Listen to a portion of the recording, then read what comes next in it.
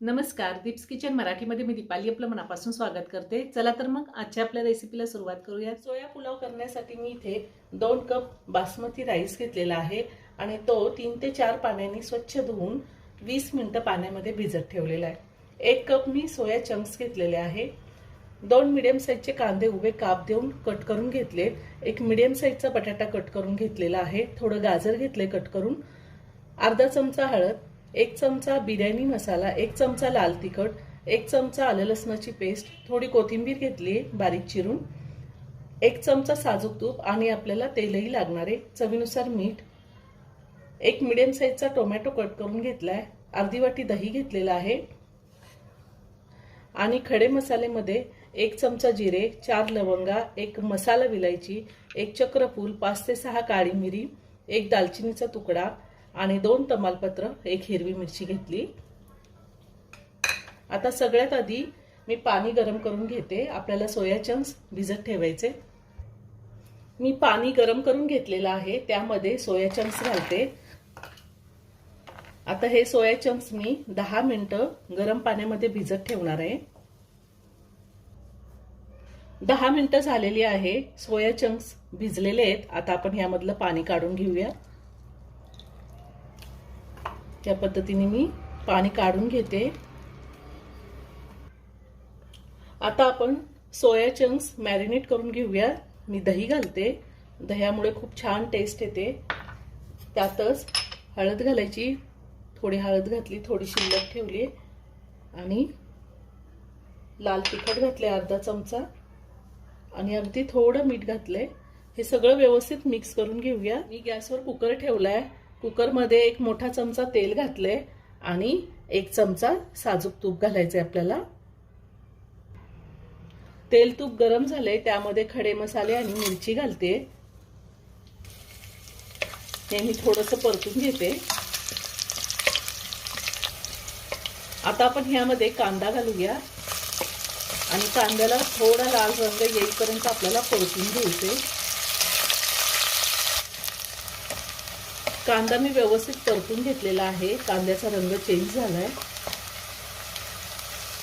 आता मी आलं लसणाची पेस्ट घालते आणि पुन्हा 1 मिनिटभर परतून घेते, म्हणजे आलं लसणाचा कच्चा वास निघून जातो। आता आपल्याला ह्यामध्ये टोमॅटो घालायचा आहे, बटाटा घालायचा आहे आणि गाजर घालायचे। भाज्या तुम्ही तुमच्या आवडीनुसार कुठल्याही घेऊ शकता किंवा जरी नाही भाज्या घातल्या तुम्ही पुलावमध्ये तरीही चालेल।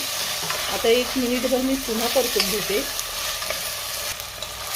आता आपल्याला मॅरिनेट केलेले सोया चंक्स घालायचे आणि 2 मिनिटं हे सगळं व्यवस्थित मी पुन्हा परतून घेणार आहे।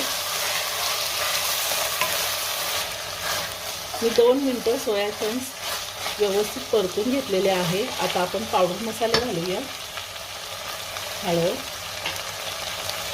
लाल तिखट, बिर्याणी मसाला, तुमच्याकडे जर बिर्याणी मसाला नसेल गरम मसाला घातला तरीही चालेल आणि थोडी कोथिंबीर घालूया। जर पुदिना असेल तर पुदिना सुद्धा तुम्ही या टायमिंगला बारीक चिरून घालू शकता। आता हे सगळं व्यवस्थित मिक्स करून घेते। आता आपण राईस घालूया।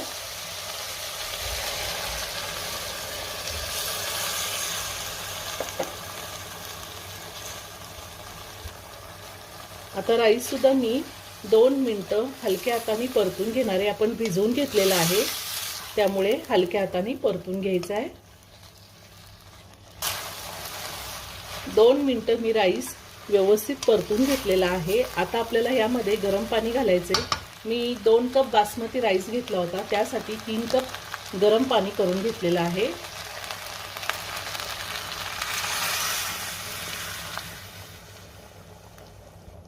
त्यातच आता चवीनुसार मीठ घालूयात आणि हे सगळं व्यवस्थित मिक्स करून घेते मी।